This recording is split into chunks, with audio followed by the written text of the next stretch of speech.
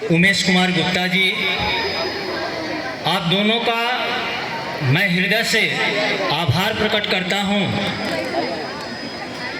78वें स्वतंत्रता दिवस के इस अवसर पर आदर्श इंटर कॉलेज बिलवार के प्रांगण में उपस्थित एवं मंचस्थ संस्था के अध्यक्ष श्री जगदीश पांडे जी, उपाध्यक्ष श्री असलम जी, इस संस्था के प्रधानाचार्य श्री आलोक कुमार शुक्ला जी, सभी मंचस्थ शिक्षकगण, शिक्षिका, कर्मचारीगण और दूर दराज से आए गणमान्य लोग, प्रिंट मीडिया एवं इलेक्ट्रॉनिक मीडिया के साथी, मैं आप सभी का हार्दिक अभिनंदन एवं स्वागत करता हूं। आप सभी यहाँ युवा वर्ग के लोग हैं और दुनिया भर के लोगों की दृष्टि भी आप लोगों पर है। क्योंकि उन्हें लगता है कि जिस समाज को उन्होंने बनाया है उसमें विषमता, अन्याय, शोषण और विनाशकारी प्रवृत्तियां बढ़ती जा रही हैं और उससे अगर कोई निजात दिला सकता है तो आज के युवा वर्ग के लोग हैं। लेकिन एक प्रश्न उठता है कि आखिर ये युवा वर्ग के लोग हैं कौन?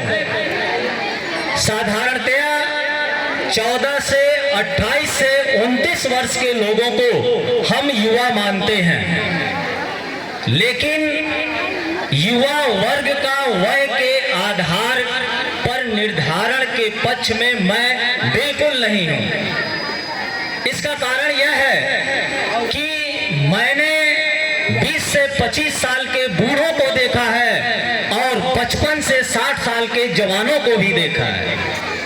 एक व्यक्ति जिसमें न ऊर्जा हो, न उसका कोई सपना हो और न ही उस सपने को साकार करने का उसके अंदर कोई संकल्प हो, उस व्यक्ति को हम युवा कैसे कह सकते हैं? युवा तो वह है जिसकी एक स्पष्ट सोच हो, जिसके अंदर कुछ मूल्यों को आत्मीकृत करने का संकल्प हो और जो अपने सपनों को पूरा करने के लिए निष्ठा से लगा रहता है।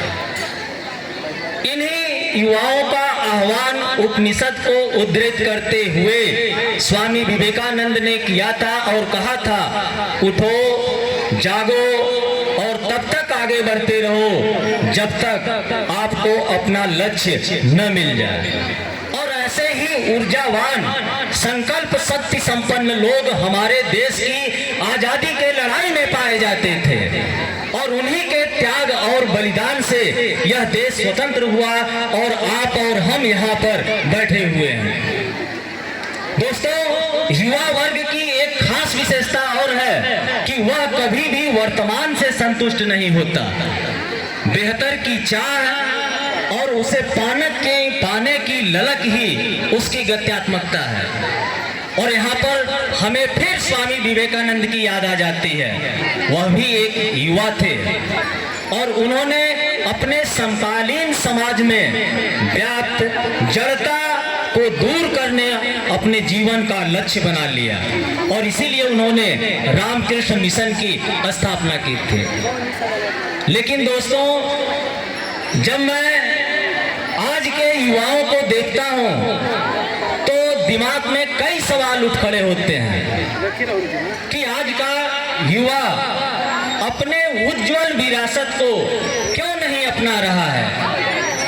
आज के युवा के व्यवहार को देखने से ऐसा लगता है कि उसकी कोई परंपरा ही नहीं थी। आज का युवा वर्तमान में जीता है, परंपरा से बिल्कुल कटा हुआ है और भविष्य में झांकने की उसके पास न तो फुर्सत है और न ऐसी मानसिकता है।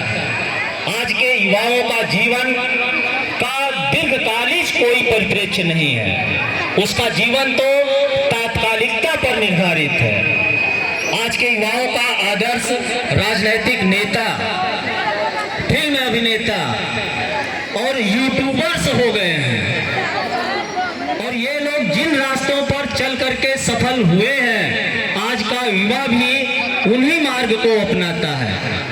आज के युवाओं को स्वामी विवेकानंद, महात्मा गांधी, नारायण, नेहरू इत्यादि के मार्गों से कोई लेना देना नहीं है। जो रास्ता मंजिल तक पहुंचा दे वही उसके लिए आदर्श है। जो मंत्र किसी चीज को पाने में सहायक हो वही आज के युवा के लिए आदर्श मंत्र है। हमने अपने जीवन में कितना अधिग्रहण किया है वही सफलता का सूचक है और उसी से हमारी सामाजिक परिस्थिति निर्धारित होती है। जीवन के बड़े बड़े मूल्य खोखले हैं, अप्रासंगिक है। उनका केवल रिचुअल महत्व रह गया है, जैसे गणतंत्र दिवस मनाना, पर्यावरण गोष्ठी करना, गांधी जयंती मनाना इत्यादि। आज का युवा दिशाहीन होता जा रहा है। जिधर तेजी से हवा बही, आज का युवा उधर ही चल पड़ता है। दिशा तो उसकी होती है जिसके पांव जमीन पर मजबूती से पड़े हों। आइसबर्ग की कोई दिशा नहीं होती है, पानी की कोई दिशा नहीं होती है। जिधर ढाल मिला उधर बह लिया। और यही स्थिति आज के युवाओं की है। युवाओं की स्थिति का निर्धारण आकर्षण निर्धारित कर रही है। और आकर्षण भी जीवन के महत्तर मूल्यों में नहीं है, बल्कि भोज्य पदार्थों में है।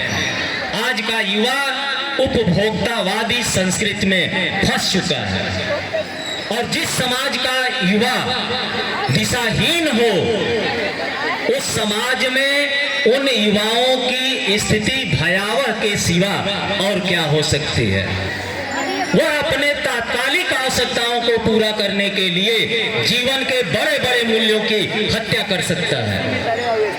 आखिर थोड़े से पैसों के लिए ही तो हत्याएं हो रही हैं।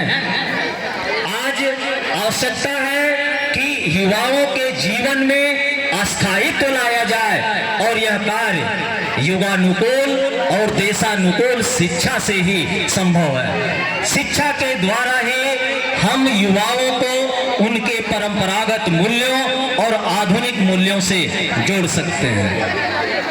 इन्हीं शब्दों के साथ मैं अपनी वाणी को विराम देता हूं और पुनः एक बार आप लोगों को स्वतंत्रता दिवस की हार्दिक शुभकामना प्रेषित करता हूं। जय हिंद, जय भारत।